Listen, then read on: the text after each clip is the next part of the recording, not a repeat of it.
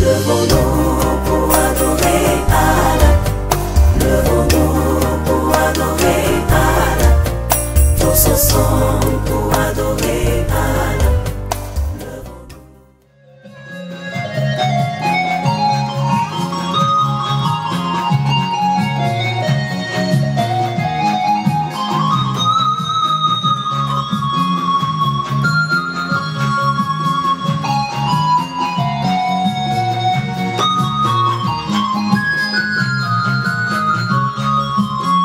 أعوذ بالله من الشيطان الرحمن الرحيم. الحمد لله رب العالمين. اللهم صل على سيدنا محمد الفاتح لما أغلق والخاتم ما سبق ناصر الحق بالحق والهادي إلى صراطك المستقيم وعلى آله حق قدره والمقدار العظيم. émission Al-Kawsara fleba jama, Al-Kawsara partage ba jama, Al-Kawsara commenter ba jama. Amuno ba ka tanta ka sida on ka émission sans condition. Ako ala aboka kira au niche. Bien sérieux bien sonja kenege. Ala ko ka nga mi sonja. Selimuna odore beni Ramadan mubarak. Ambi ala foka barikada kasoli chaya Aminata deni Abdullahi denga au bela jeni au bonne fête.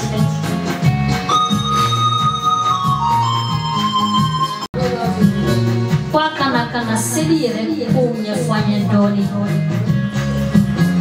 Ambi ala fola ka ala barika wala parce que on en a besoin. Ame tunga le fait. Anga dina ni ankan kanyi ni kado. Anama sega anama sadia ala nyina ala ko nyani bale ale pato ika le tofa ali bi obena kana mu kesisa wajuno mu bena kesisa ala ka letro de na obela jelema Ousmane Salo abe piano la mon fils Fofana ale be camera la amba obela jelefo aja aset ouverte de keneka Fatou baba be keneka amba obela jelefo omnichi.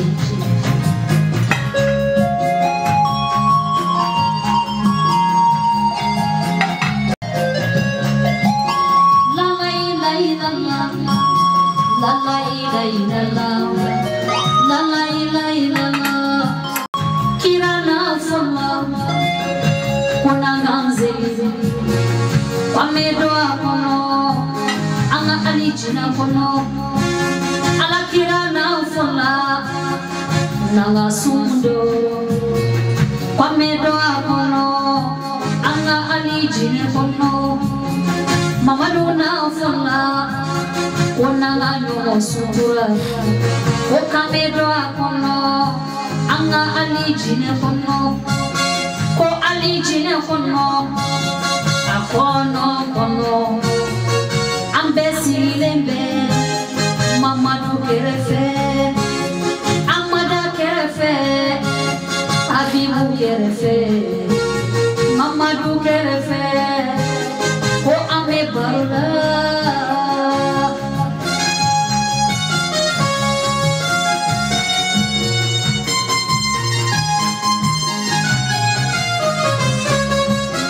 Ousmaniyo, alijina kadi, fie abarake, dukolo koka, medwa kono.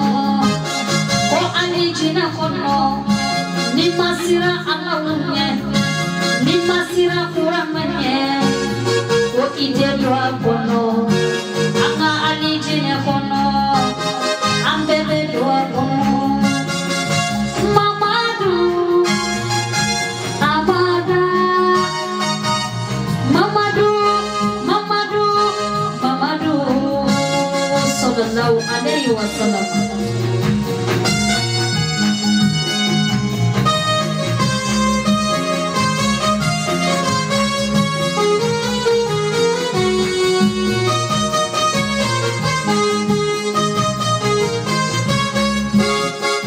Alhamdulillahi Rabbil Alamin. Ousmane Kiniche. Émission Al-Kawsara. Komanya fawi chubamina. bi anya wala li blanga bele do ba jigi be chemina abayere do allez il n'est plus à présenter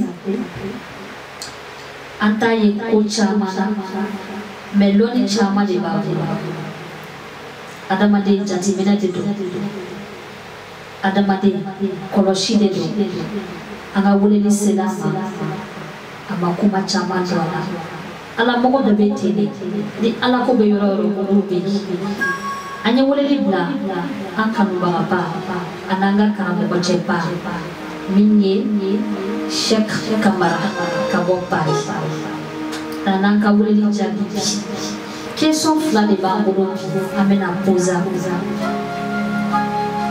question fola imune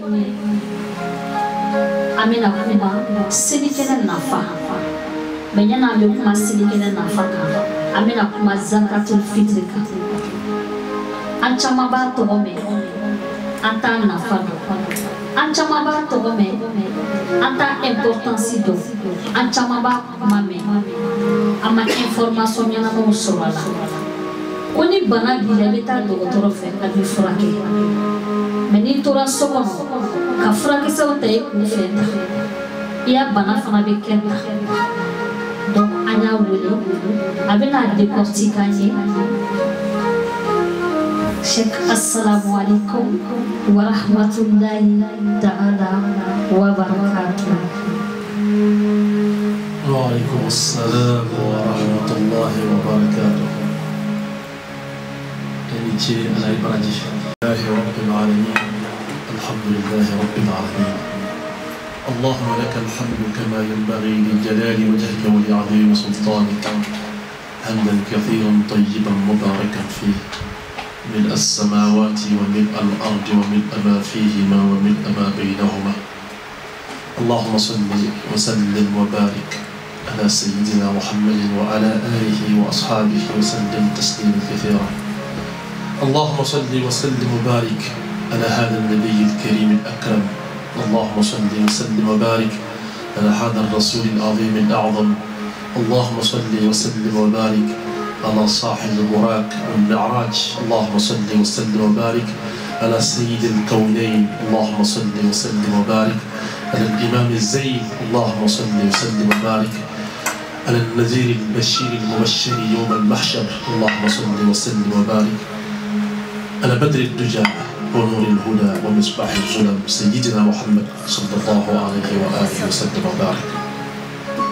Invité sur son plateau, Al-Kawthar, qui veut dire déjà la multiplication du bonheur. Al-Kawthar, c'est l'abondance dans le bonheur. Aujourd'hui, Inch'Allah, il nous est demandé de s'entretenir, Inch'Allah, sur deux sujets majeurs en islam. Le premier sujet, c'est Eid al-Fitr. Et le deuxième, c'est Zakat al-Fitr. Les deux sont liés par quelque chose de très important, c'est le Ramadan. Le Ramadan, chez les musulmans, c'est une traite. La traite pendant laquelle le musulman s'évoit directement au paradis. Parce que la clémence d'Allah, sa miséricorde, la clémence d'Allah, sa pitié, sa compassion pendant le mois de Ramadan est multiple. Comme ça a été dit dans nombreux écrits, que Allah a donné, n'est-ce pas, Shahr Ramadan aux musulmans pour faciliter l'accès au paradis aux musulmans. Alors, il se trouve que pendant ce grand mois de jeûne, d'abstinence, le mois de la pénitence par excellence, le mois de la repentance par excellence, le mois de penser à l'autre, le mois de partage par excellence, le mois de la clémence par excellence, pendant ce mois, malgré que nous faisons des jeûnes, n'est-ce pas, il y a des moments où il y a des propos malsains, obscènes, qui sortent de la bouche. Et il y a des moments où la vue, pour tout cela, le prophète Mohammed sallallahu alayhi wa sallam qui nous dit, dans un hadith qui est chez Imam Majah, relaté par Abdullah ibn Abbas, فرض رسول الله صلى الله عليه وسلم زكاة الفطر طهرة للصائمين من الرفث والفسوق وطعمة للفقراء والمساكين. Le prophète sallallahu alayhi wa sallam a instauré, a recommandé fortement la zakat al-fitr pour que ce soit pour nous un pardon des propos déplacés, un pardon, une expiation, n'est-ce pas, des vues mal déplacées, des actions mal faites pendant le mois de Ramadan.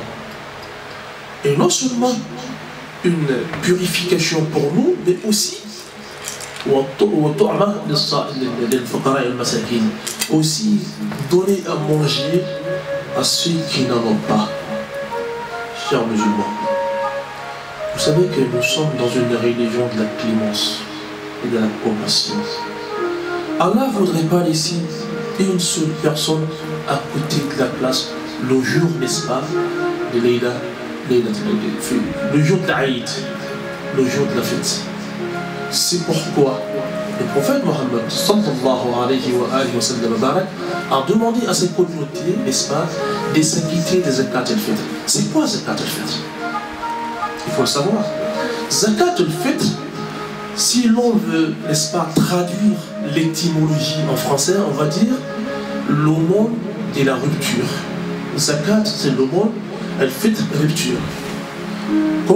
Pourquoi on peut appeler une aumône comme ça, une zakat comme ça? Parce que cette zakat, elle n'est pas comme les autres zakats.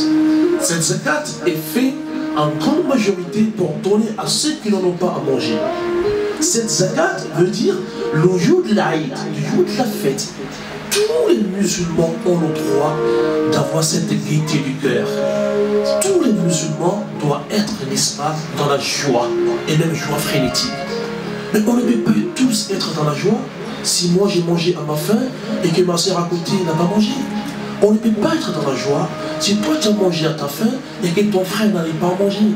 Raison pour laquelle le prophète Mohammed sallallahu alayhi wa sallam a pensé à sa communauté. Il a instauré ces zakats. C'est une zakat spécifique pour la fin des mois de Ramadan. Donc, zakat al-fitr, ça veut dire l'aumône de la rupture.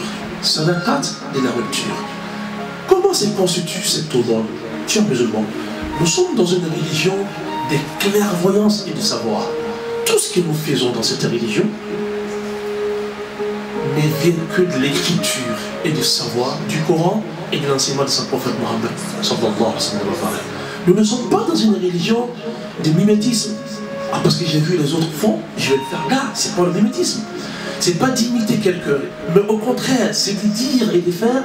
C'est le cas du prophète Mohammed sallallahu alayhi wa sallam. Il nous dit, c'est une zakat, certes, mais il n'est pas comme les autres zakats. Celui-là, cette zakat, il faut donner avant que l'imam ne finisse le khutbah le jour de la fête. C'est très important. Si tu veux donner la zakat al-fitr, il faut tout faire pour donner la zakat al-fitr aux ayants droit, à ceux qui méritent, avant que l'on ne finisse la prière le jour de l'Aïd. Parce que il doit déjà avoir quelque chose dans la maison qui doit faire rentrer la gaieté et la joie dans le cœur des musulmans avant même d'aller faire la prière. Non, Ya Rasulallah, on t'interroge à toi, toi qui es pour nous la noblesse est incarnée, le plus grand des grands. Toi qui es pour nous savons les savants après Allah. Toi qui es pour nous la bonté personnifiée. C'est du donner à Mohammed sallallahu alayhi wa sallam. C'est à qui doit-on donner zakat al-fitr? Chers musulmans, zakat al-fitr est comme tous les autres zakats. Allah a spécifié des personnes dans le Coran sur le Tawbah à qui l'on doit donner la zakat.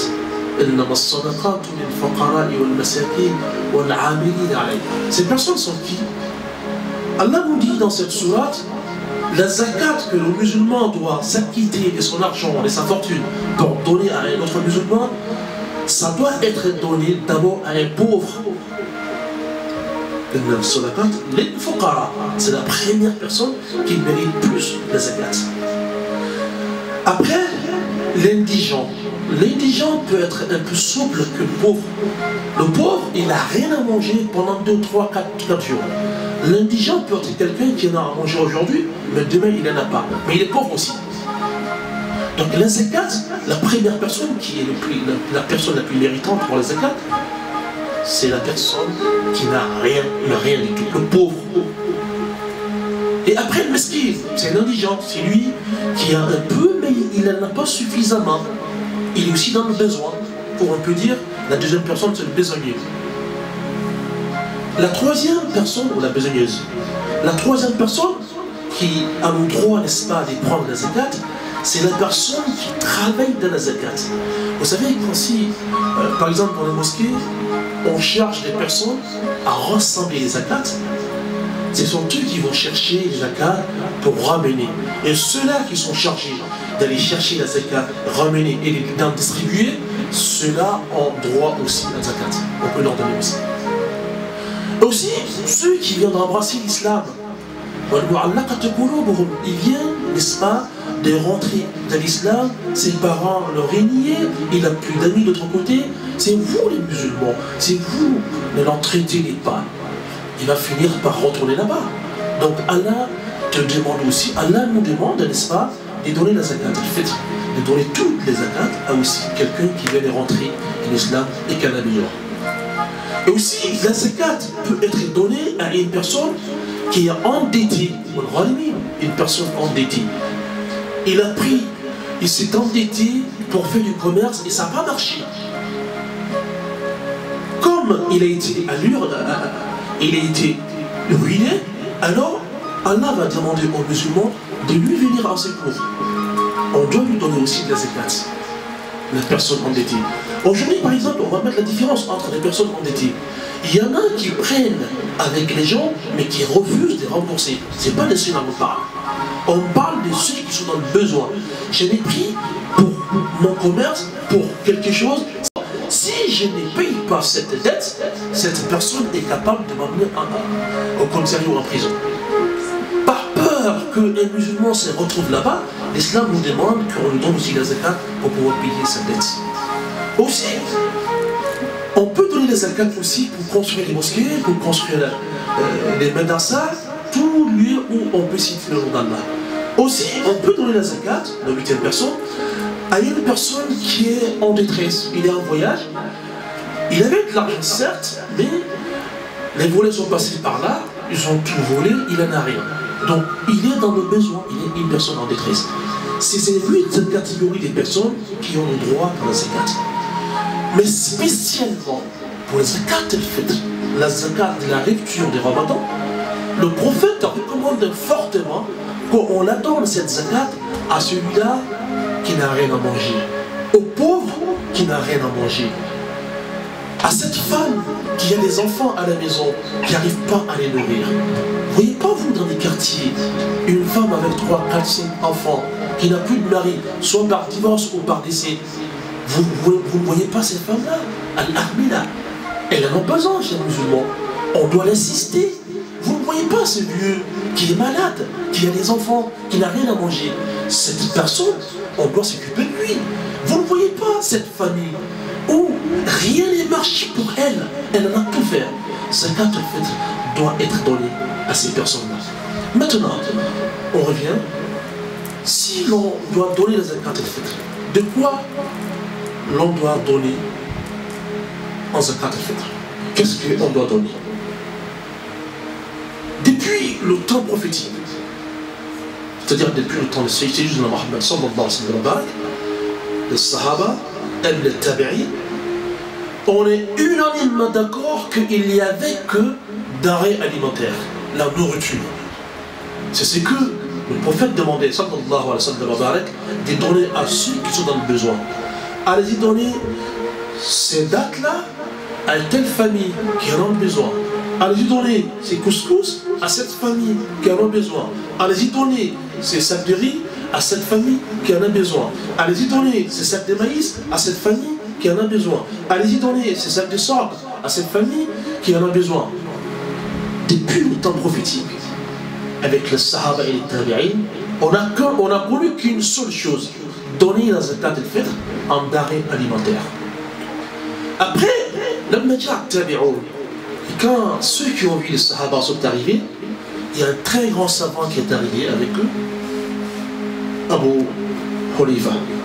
Abu Hanifa, c'est le premier qui a instauré une école juridique en islam. Il était commerçant, il avait de l'argent, il vendait au marché, mais il était un très grand savant. Il avait le majlis tous les soirs chez lui à la maison. Abu Hanifa connaissait les situations de chacun. Je ne dis jamais qu'il connaissait mieux nos situations que le prophète. Là.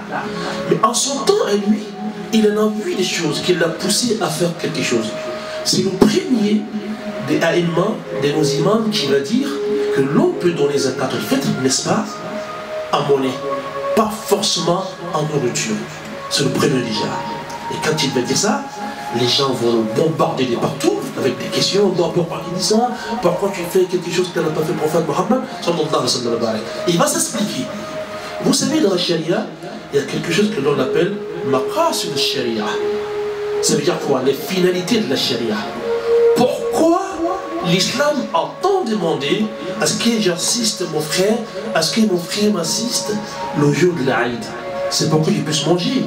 C'est pour avoir la joie chez moi à la maison. Que moi je puisse manger, mes enfants puissent manger, ma femme puisse manger, et même le voisinage. Naam. Il fait une comparaison très utile. Il dit ceci: si tout le monde donne en denrées alimentaires, tout le monde donne en nourriture, moi je donne mon sac de riz, comme je fais chaque année. L'autre donne son sac de maïs, l'autre donne un sorgho, l'autre donne, n'est-ce pas, en semoule, l'autre donne en farine, en blé, etc. Parce que la zakat al-fitr doit être donnée de la nourriture majoritaire du pays. Si on est en Côte d'Ivoire aujourd'hui, la zakat al-fitr doit être donnée en riz pour ceux qui ont les moyens. Et si je n'ai pas les moyens de donner un sac de riz parce que j'ai une grande famille, alors je peux donner à autre chose qui peut rentrer dans mes moyens. Zakat al-fitr, si vous vous retrouvez dans les pays arabes, on donne très souvent en couscous ou en date, parce que eux, c'est ce qu'ils mangent très souvent. Donc c'est comme ça, et on est ici en France, on regarde dans nos communautés, qu'est-ce que l'on mange très souvent? On donne zakat al-fitr dans cela. Chers musulmans, si nous tous, on donne tous en nourriture, en denrées alimentaires, je donne mon sac de riz, l'autre donne le maïs, l'autre donne le couscous. Après, la personne qui en a besoin, il va se retrouver qu'avec la nourriture, mais il n'aura rien pour préparer avec la nourriture. Parce que le plus important ici, c'est quoi? C'est pour qu'il arrive à manger. D'accord, si je me donne sa purée, il va le préparer comment? Elle lui a donné, n'est-ce pas, un sac de maïs. Comment est-ce qu'il va le préparer? L'autre lui a donné couscous. Il va le préparer comment? L'autre lui a donné un sac de blé. Comment il va le préparer? L'autre a donné sorgho.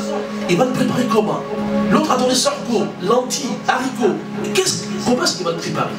Alors, c'est là est venu le grand savant Abu Hanifa dit: on autorise par rapport à maqasid al-sharia, par rapport à la finalité de la charia, que l'on donne zakat al-fitr ici en monnaie. Chez nous, dans la mosquée, par exemple, il n'y a pas de conflit. Celui qui nous ramène sa zakat al-fitr en nourriture, on le prend. Celui qui nous ramène sa zakat al-fitr en monnaie, on prend. Cette année, si je ne me trompe pas, c'est 7 € par personne. C'est 2,50 € le kilo. Si tu veux donner un riz, un couscous, maïs, date, c'est 2,50 € le kilo. Parce qu'il est un peu plus beaucoup que le montre. Ça, c'est ça. Ça fait 2,50 € le kilo. Maintenant, pourquoi on était à 5 € depuis et aujourd'hui c'est devenu 7 €? Parce que toutes les nourritures augmentent. Les denrées alimentaires n'arrêtent pas à augmenter. Les sacs de riz que nous achetions il y a 1, 2, 3 ans à 20 €, il est à 30 € aujourd'hui. Raison pour laquelle les savants de la France ont instauré en disant que zakat al-fitr doit être cette année les 7 €. Si tu as les 7 €, donc chaque membre de ta famille t'en donne. Si je sais que je n'aurai pas 7 € par membre de famille, mais je prends un sac de riz de 20 kg qui fait pour 7 personnes, je donne cela. Allah nous a tout facilité. souvent c'est nous-mêmes qui sommes compliqués avec nous-mêmes. D'accord. Maintenant, on accepte que Zakat, elle fait